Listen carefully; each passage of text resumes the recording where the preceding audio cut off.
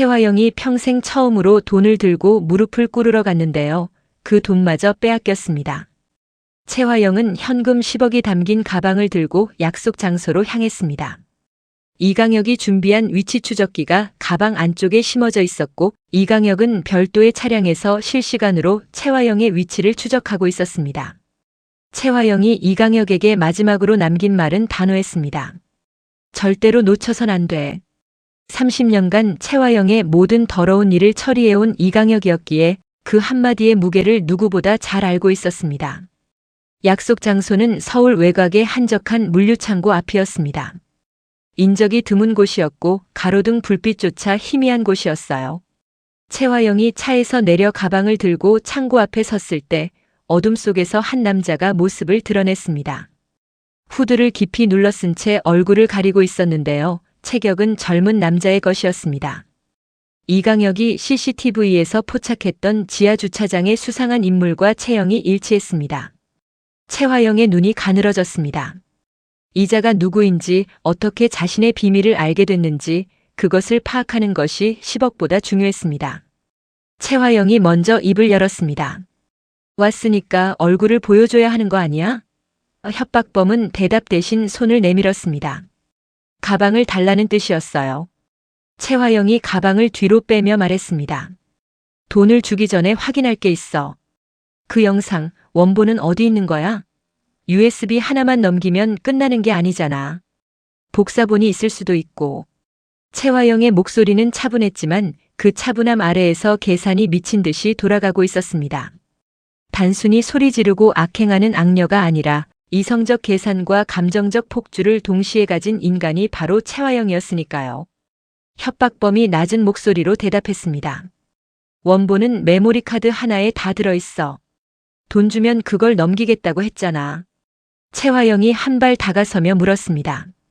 그게 전부라는 걸 어떻게 믿어? 오늘 넘기고 내일 또 복사본 들고 나타나면? 협박범이 코웃음을 쳤습니다. 믿든 말든 선택은 당신 거야. 난 10억만 받으면 되니까. 채화영의 이가 악물렸습니다. 이 상황에서 주도권을 쥐고 있는 것은 자신이 아니라 저 후드 속의 남자였습니다. 채화영이 가방을 내밀며 말했습니다. 좋아. 여기 10억 있어. 메모리 카드 줘. 그런데 협박범이 가방을 받아들더니 안을 열어 현금 다발을 확인한 뒤 예상과 전혀 다른 행동을 했습니다. 메모리 카드를 건네는 대신 가방을 닫고 뒤로 물러선 겁니다. 채화영의 표정이 굳었습니다. 약속이 다르잖아. 메모리 카드 내놔. 협박범이 가방을 어깨에 걸치며 말했습니다. 약속? 내가 언제 오늘 넘긴다고 했어? 돈은 1차분이야. 나머지는 다음에 얘기하지.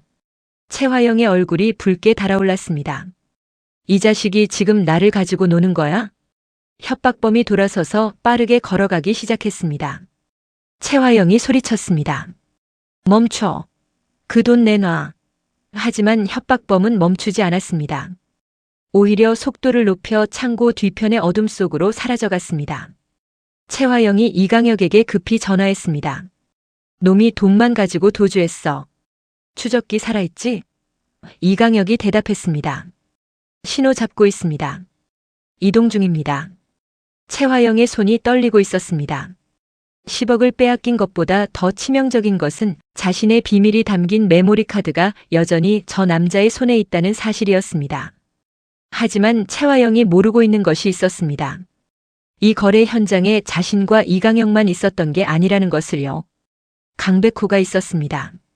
오장미로부터 채화영이 협박범을 만나러 간다는 정보를 들은 강백호는 오장미의 만류에도 불구하고 직접 뒤를 쫓겠다고 나섰었습니다. 우리 아빠 일이기도 하다. 혼자 위험을 감수할 생각하지 말아라.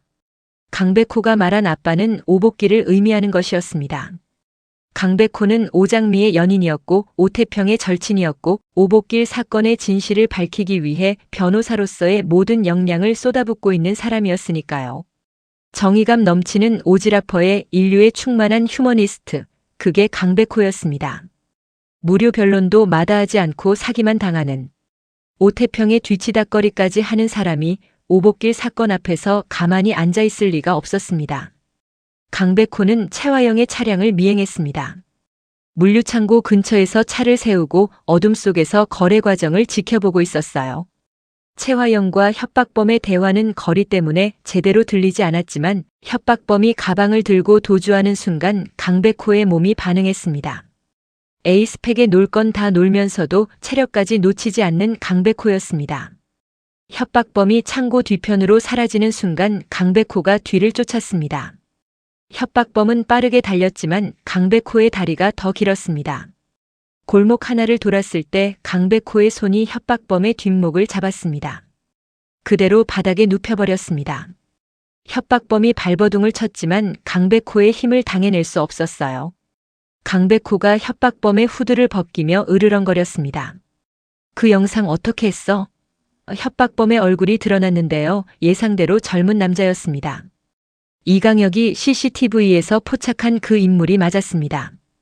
강백호가 협박범의 옷깃을 움켜쥐며 다그쳤습니다. 한 번만 더 물어볼게. 그 영상 어떻게 손에 넣은 거야? 협박범이 입을 다물었습니다. 강백호의 눈빛이 바뀌었습니다. 평소에 해피바이러스는 온데간데 없고 바늘처럼 날카로운 변호사의 눈이 나타났습니다. 그때 뒤에서 급한 발소리가 들렸습니다.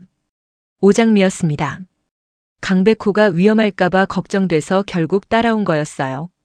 오장미는 바닥에 눕혀진 협박범과 그 위에 서 있는 강백호를 보고 숨을 몰아쉬며 달려왔습니다. 오장미가 강백호에게 다급하게 물었습니다. 그 영상에 뭐가 있었어? 강백호가 고개를 저으며 대답했습니다. 아직 확인 못했어.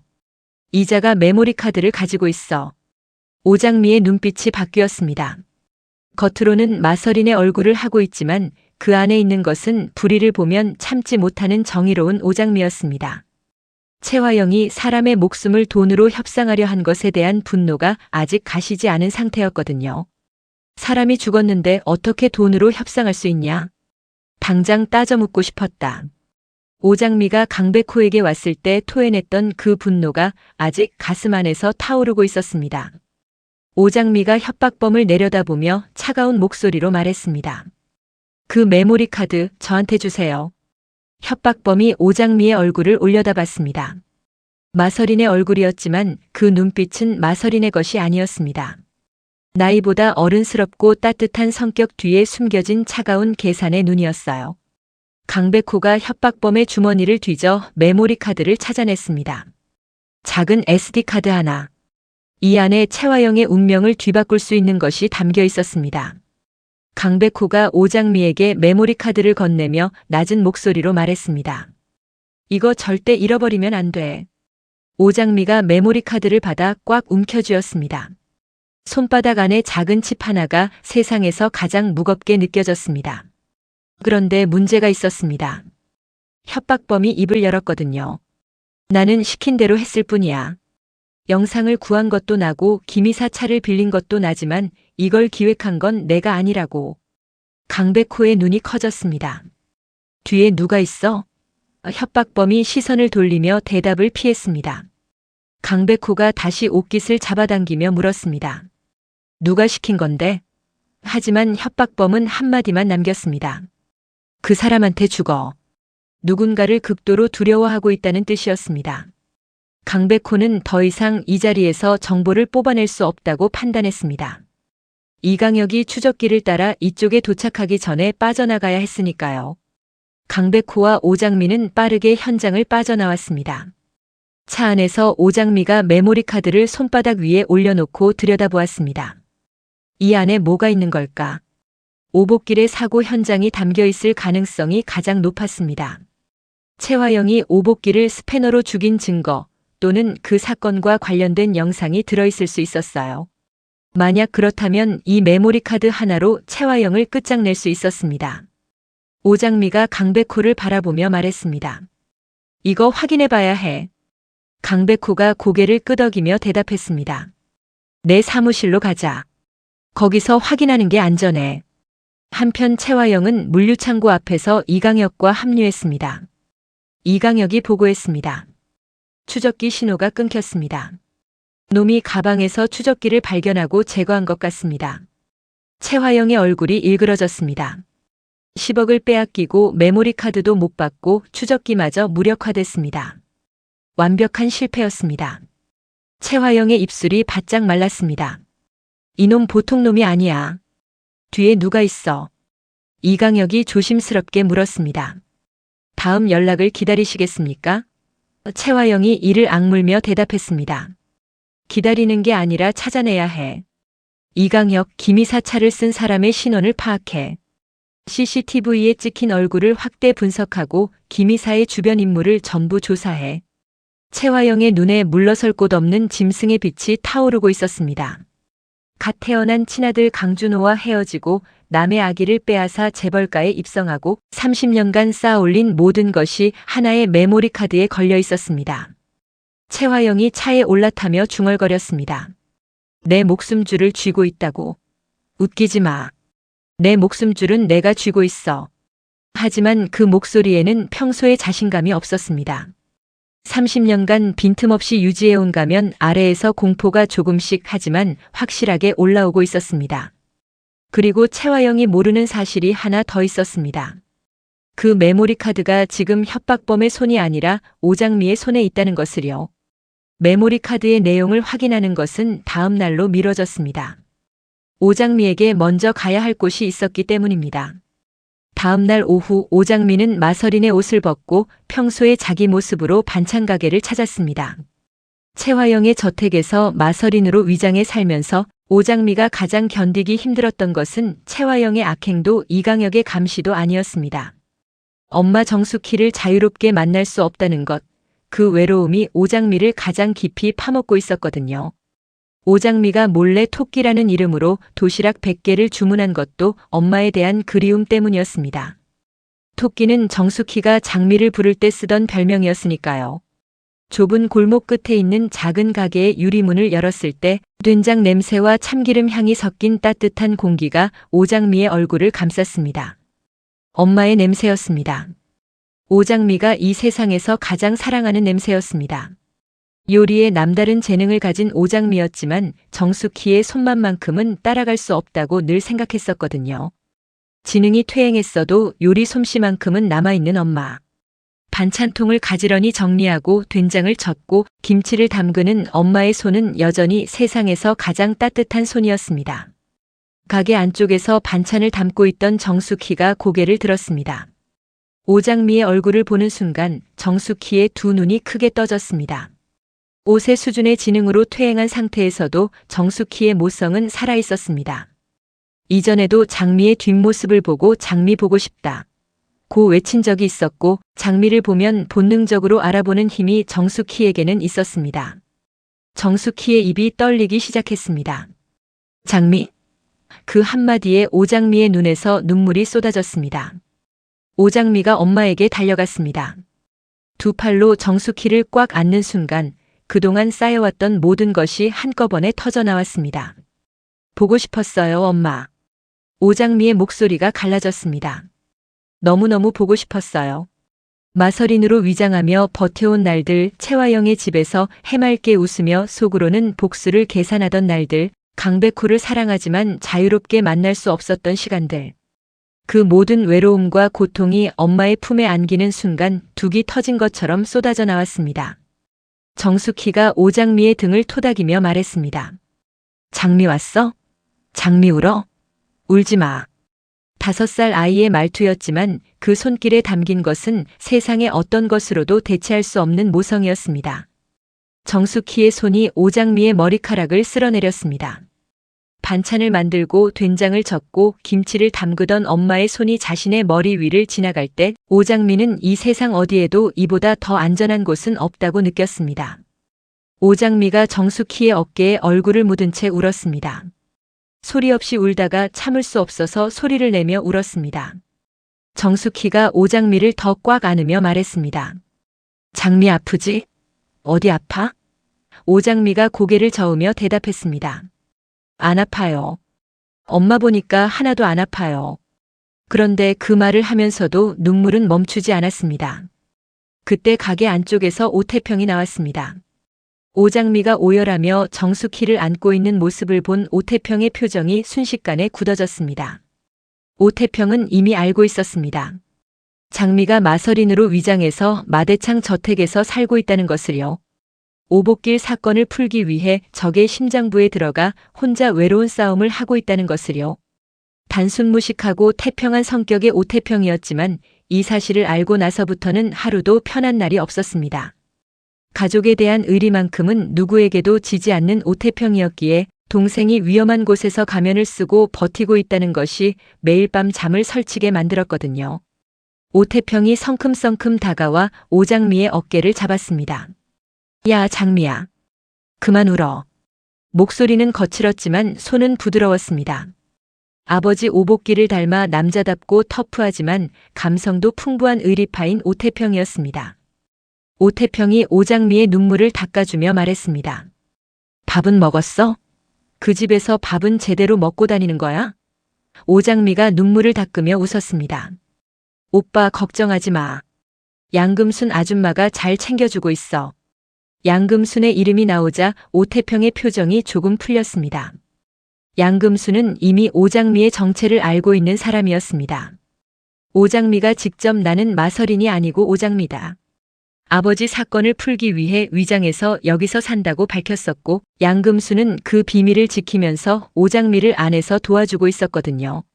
30년간 채화영의 집에서 일하며 마서린을 갓난아기 때부터 키운 양금순이었기에 채화영이 버려놓은 일들의 냄새를 누구보다 잘 맡을 수 있는 사람이었습니다. 양금순이 오장미의 편에 선 것은 어쩌면 당연한 일이었어요. 오태평이 오장미를 의자에 앉히며 물었습니다. 그래서 어떻게 되고 있어? 뭐 진전된 거 있어? 오장미가 주머니에서 메모리 카드를 꺼내 보여줬습니다. 이거. 채화영을 협박하던 놈한테서 빼앗은 거야. 채화영이 10억 들고 나갔는데 백호 오빠가 쫓아가서 잡았어. 오태평의 눈이 커졌습니다. 10억? 그 여자가 10억짜리 약점이 있다고. 오장미가 고개를 끄덕이며 대답했습니다. 이 안에 뭐가 들어있는지 아직 확인 못했어. 내일 백호 오빠 사무실에서 확인할 거야. 오태평이 메모리 카드를 들여다보며 두 주먹을 불끈 쥐었습니다. 이게 아버지 사건이랑 관련된 거면. 오태평은 말을 잇지 못했습니다. 오복길이 채화영에게 당한 일을 생각하면 지금도 이가 갈렸지만 장미가 위험한 싸움을 하고 있는 상황에서 자신이 흥분하면 안 된다는 걸 알고 있었습니다. 세상 급한 것 없고 행복한 무한 긍정의 소유자인 오태평이었지만 가족의 일 앞에서는 달랐습니다. 오태평이 숨을 고르며 말했습니다. 조심해, 장미야. 그리고 혼자 하려고 하지 마. 오빠가 있고 백호도 있고 금순 아줌마도 있잖아. 오장미가 오태평의 손을 잡으며 고개를 끄덕였습니다. 알아, 오빠. 그 한마디에 오태평의 눈시울이 붉어졌지만 터프한 남자답게 고개를 돌려 눈물을 감췄습니다. 정숙희가 갑자기 부엌으로 뛰어가더니 뭔가를 가지고 돌아왔습니다. 반찬통 하나였어요. 정숙희가 오장미에게 반찬통을 내밀며 말했습니다. 장미, 이거 먹어. 맛있어. 뚜껑을 여니 정숙희 특제 된장찌개가 담겨 있었습니다. 오장미의 코끝이 시큰해졌습니다. 엄마가 만든 된장찌개. 어린 시절 오복길 아버지의 집에서 먹던 그 맛. 생활력이 다부지고 요리에 남다른 재능을 가진 오장미였지만 이 맛만큼은 어떻게 해도 재현할 수 없었습니다. 엄마의 손에서만 나오는 맛이었으니까요. 오장미가 된장찌개를 한 숟가락 떴습니다. 입에 넣는 순간 또 눈물이 흘렀습니다. 정숙희가 걱정스러운 얼굴로 물었습니다. 맛없어? 장미 왜 울어? 오장미가 고개를 저으며 웃었습니다. 맛있어요, 엄마. 세상에서 제일 맛있어요. 정숙희가 환하게 웃었습니다. 오태평이 옆에서 장미의 등을 토닥여줬습니다. 반찬 가게 안에 따뜻한 공기가 흘렀습니다. 채화영의 저택에서는 절대 느낄 수 없는 온기였습니다. 오장미는 반찬 가게에서 2시간을 보냈습니다. 정숙희 옆에 앉아서 반찬 담는 것을 도와주고 오태평과 이런저런 이야기를 나눴습니다. 오태평은 강백호와의 근황도 물었고 채화영의 저택 안에서 벌어지고 있는 일들도 조심스럽게 물었습니다. 오장미는 마서린의 가면을 벗고 오장미로서 숨 쉴 수 있는 이 시간이 얼마나 소중한지 새삼 느꼈습니다. 떠나야 할 시간이 왔을 때 오장미는 정숙희를 한 번 더 꽉 안았습니다. 금방 또 올게요, 엄마. 정숙희가 오장미의 손을 놓지 않으며 말했습니다. 장미 또 와. 엄마 기다릴게. 오태평이 가게 문 앞까지 따라 나와서 오장미를 바라봤습니다. 야, 진짜 조심해. 무슨 일 있으면 바로 연락해. 오빠가 달려갈게. 오장미가 고개를 끄덕이며 돌아섰습니다. 유리문 너머로 정숙희가 손을 흔들고 있었고 오태평이 팔짱을 끼고 서서 걱정스러운 눈으로 자신을 지켜보고 있었습니다. 그 모습이 흐릿해지도록 눈물이 차올랐지만 오장미는 발걸음을 돌렸습니다. 다시 마설인이 되어야 했습니다. 최화영의 저택으로 돌아가야 했습니다. 저택으로 돌아온 오장미는 곧바로 자기 방에 들어가 문을 잠갔습니다. 주머니에서 메모리 카드를 꺼내 손바닥 위에 올려놓았습니다. 이 안에 뭐가 있을까? 최화영이 10억을 내놓을 만큼 두려워하는 것이 담겨 있다면 이것은 최화영을 끝장낼 결정적 카드가 될 수 있었습니다. 오장미가 노트북을 꺼내 메모리 카드를 삽입하려는 순간 문 밖에서 노크 소리가 들렸습니다. 오장미의 손이 멈췄습니다. 설이나? 양금순의 목소리였습니다. 오장미가 재빨리 메모리 카드를 서랍 안쪽에 숨기고 문을 열었습니다. 양금순이 간식을 들고 서 있었는데요. 양금순의 표정이 심상치 않았습니다. 양금순이 방 안으로 들어오며 낮은 목소리로 말했습니다. 대표님이 지금 난리야. 누가 10억을 들고 달아났다며 이강혁한테 고래고래 소리를 지르고 있어. 양금순은 오장미의 정체를 알고 있었고 오장미의 편에서 안쪽 정보를 전달해주는 역할을 하고 있었습니다. 30년간 이 집에서 일하며 최화영의 행태를 누구보다 가까이에서 봐온 양금순이었기에 오장미가 아버지 오복길의 사건을 풀기 위해 위장 잠입한 이유를 충분히 이해하고 있었거든요. 오장미가 양금순에게 작은 소리로 말했습니다. 아줌마, 그 10억 관련된 건 제가 알고 있어요. 최화영을 협박하던 사람한테서 메모리 카드를 빼앗았어요. 양금순의 눈이 동그래졌습니다. 메모리 카드? 그 안에 뭐가 들어있는데? 오장미가 고개를 저으며 대답했습니다. 아직 확인 못했어요. 내일 확인할 거예요. 근데 아줌마 최화영이 이강혁한테 뭐라고 지시했는지 알 수 있어요? 양금순이 턱을 괴며 생각했습니다. CCTV 분석하고 김이사 주변 인물 조사하라고 했더라. 대표님이 협박범 정체를 알아내려고 혈안이 된 거야. 오장미의 표정이 긴장됐습니다. 최화영이 협박범의 정체를 추적하고 있다는 것은 그 과정에서 강백호와 자신의 개입이 드러날 위험이 있다는 뜻이었습니다. 오장미가 양금순에게 부탁했습니다. 아줌마 최화영이 이강혁한테 뭘 지시하는지 계속 알려주세요. 저한테는 아주 중요한 정보예요. 양금순이 오장미의 손을 꼭 잡으며 말했습니다. 알았어. 근데 장미야, 무리하지 마. 대표님이 궁지에 몰리면 뭔 짓을 할지 몰라.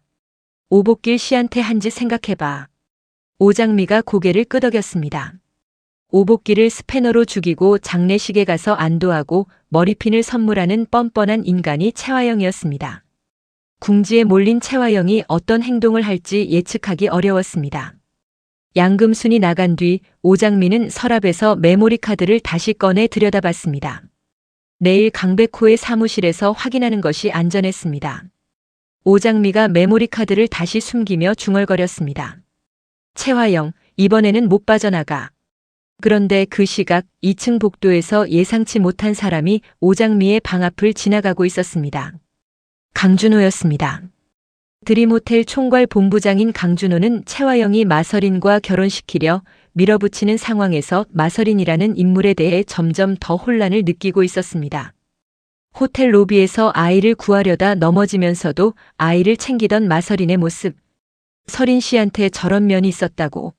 누구에게도 곁을 주지 않는 철벽남, 바늘 하나 안 들어갈 만큼 웃음기 없는 시크남인 강준호가 마설인을 시도 때도 없이 떠올리고 있었습니다. 제정신이 아니다. 강준호 자신도 이 감정이 뭔지 당혹스러워하고 있었어요. 동생 강백호와는 정반대 스타일의 강준호였습니다. 백호가 해피바이러스라면 준호는 절대 남의 일에 참견하지 않고 남의 일에 연관되는 것도 질색하는 성격이었거든요. 그런 사람이 마서린 때문에 혼란을 느끼고 있다는 것 자체가 이례적인 일이었습니다.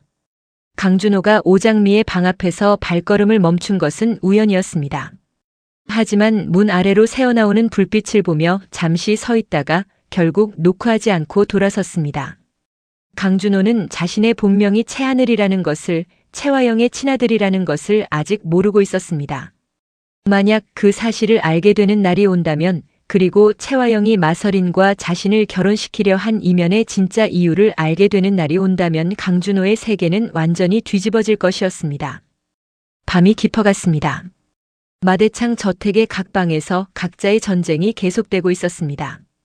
채화영은 이강혁에게 협박범의 신원을 파악하라고 독촉하고 있었고, 이강혁은 채화영의 지시를 따르면서도 내면의 균열이 점점 커지고 있었습니다.